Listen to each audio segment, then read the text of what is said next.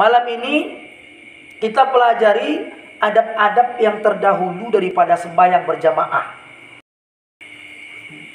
Yang pertama, kita memahami fadilah sholat berjamaah.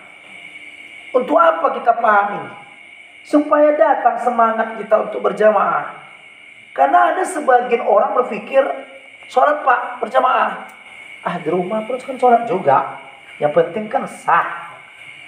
Memang betul, karena dia tak memahami fadilah sholat berjamaah.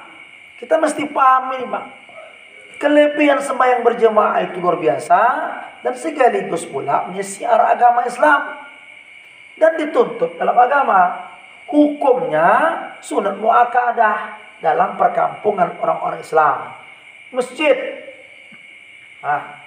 Tetapi sebagian ulama memang ada pendapat fardu kifayah. Kalau ada 2 orang dua berjamaah pak, udah salah.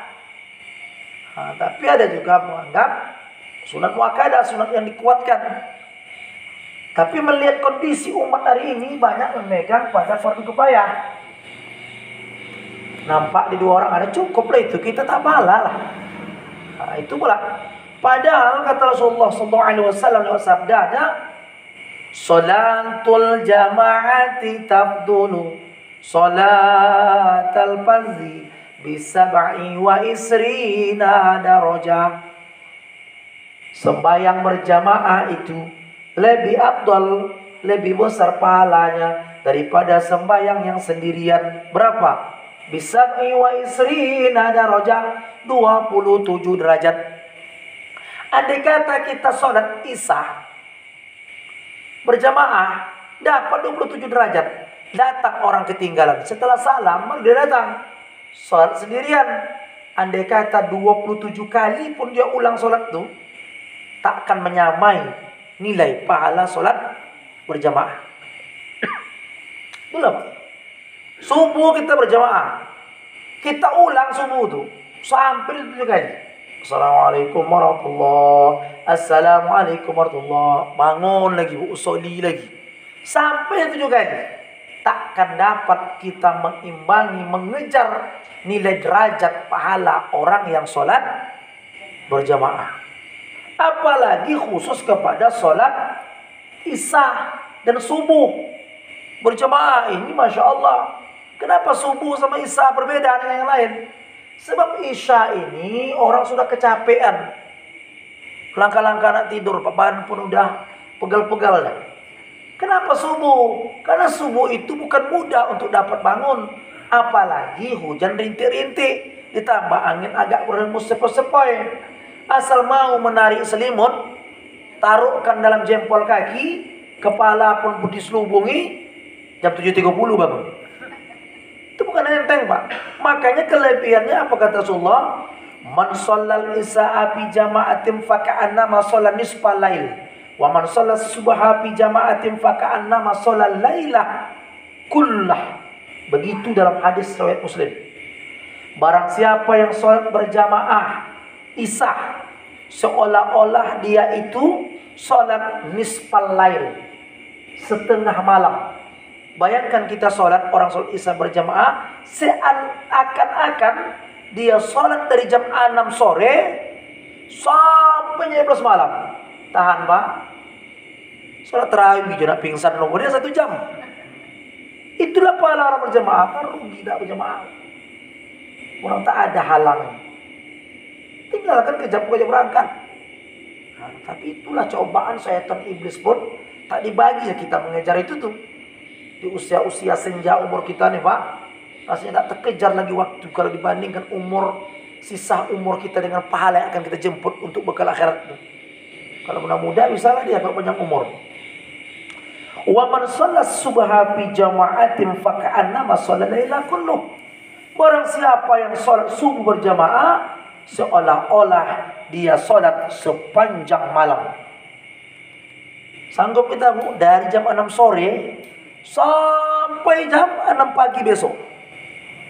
Orang yang berjamaah sholat subuh yang 2 rakaat saja pun itu seolah-olah orang sholat sepanjang malam. Masya Allah lah, itulah maka semangatkan. Begitulah yang diterangkan Rasulullah SAW. Kemudian yang ketiga, mendatangkan semangat kita berjamaah. Man shalla arba'ina yaumas sholawati fi jama'atin la tafutuhu fiha takbiratul ihram kataballahu lahu bara'atan minan nifaqi wa bara'atan minan nar. Begitu dalam hadis riwayat Tirmizi. Barang siapa sembahyang 40 hari akan sembahyang yang 5 waktu di dalam berjamaah, padahal tiada luput akan dia daripada segala sembahyang itu satu takbiratul ihram serta imam, niscaya dituliskan bagiannya 2 kelepasan. Kelepasan yang pertama, minan nifaq, dia dilepaskan daripada kemunafikan. Yang kedua, wa bara'atan minan nar, dia dilepaskan dari api neraka. Coba diingat bapak-bapak, ibu-ibu, sepanjang umur kita sampai sekarang ini, bila kita mau merenungkan tentang sholat kita, sudah pernah nggak dalam hidup kita ini, kita mungkin umur 30 tahun, 40 tahun, 60 tahun, pernah kita lakukan sholat berjamaah sekalipun tak pernah tinggal berjamaah dalam keadaan imam sedang bertakbiratul ihram. Tidak mu'afi, tidak masbuk. Pas imam itu bilang Allahu Akbar, pada saat itu kita berada bersama dia. 40 hari Pak. Coba diingat, sampai umur segini barangkali sebagian kita belum pernah kita lakukan itu. Kita lah mencoba. Zuhur, rakaat, masjid, 40 hari.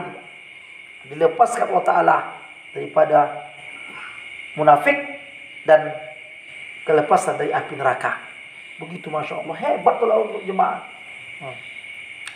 Lalu kata Sayyidina Abdullah bin Abbas radhiyallahu anhuma, man sami'al munadiya falam yujib lam yurid khairan wa lam yurad bihi khair. Barang siapa mendengar akan bang itu apa Pak? Azan, maka tiada ia menjawabnya, yakni tidak ia pergi berjamaah, niscaya tiada berkehendak ia akan kebajikan, dan tidak dikehendaki dengan dia akan kebajikan. Berarti kalau dengar azan itu jawab itu 2. Pertama, jawablah kalimat azan yang kita dengar itu. Di ladang kita sedang jetor Pak, pas zuhur, Allahu Akbar, Allahu Akbar, berhentilah sebentar. Kita sedang jetor di situ dekat belakang masjid, berhentilah. Situlah azan, situ bekerja, membuat tidak berkah. Nah, itulah setidak-tidaknya persiapan kita meyakini bahwa sholat berjamaah ini nilai pahalanya besar. Setidaknya bapak-bapak, 4 buah hadis ini pun cukup.